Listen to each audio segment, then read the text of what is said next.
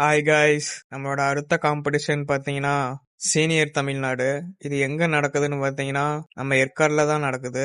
இது பார்த்தீங்கன்னா all over தமிழ்நாடுல இருந்து எல்லாரும் பார்ட்டிசிபேட் பண்ணுவாங்க. இதுக்கு இன்னும் 8 நாள் தான் இருக்கு.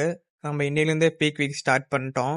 காலையிலேயே 1 ஹவர் வாக்கிங் பண்ணி முடிச்சுட்டு வீட்லயே எனக்கு தேவையான 2 மீலை ப்ரிப்பேர் பண்ணி எடுத்துட்டு நம்மளுக்கு டயட்ல பார்த்தீங்கன்னா எல்லா மீல்லையுமே ஓட்ஸ் இருக்கு.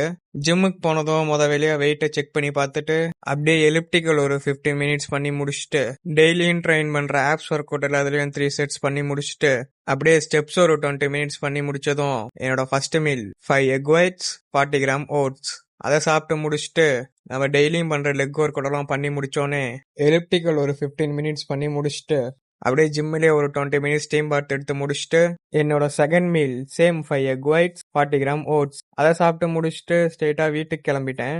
வீட்டுக்கு வந்ததும் நம்மளுக்கு இனிமே நான்வெஜ் கழுவுற வேலை இல்லைன்ட்டு நல்லா ரெஸ்ட் எடுத்துட்டு என்னோட third meal 40 gram oats 5 egg whites அதை ஒரு கேக் மாதிரி போட்டு சாப்பிட்டுட்டு ஜிம்முக்கு கிளம்பிட்டேன். ஜிம்முக்கு போனதும் வார்ம் அப்லாம் பண்ணி முடிச்சுட்டு இன்னைக்கு நம்ம ட்ரெயின் பண்ண போறது புஷ் டே.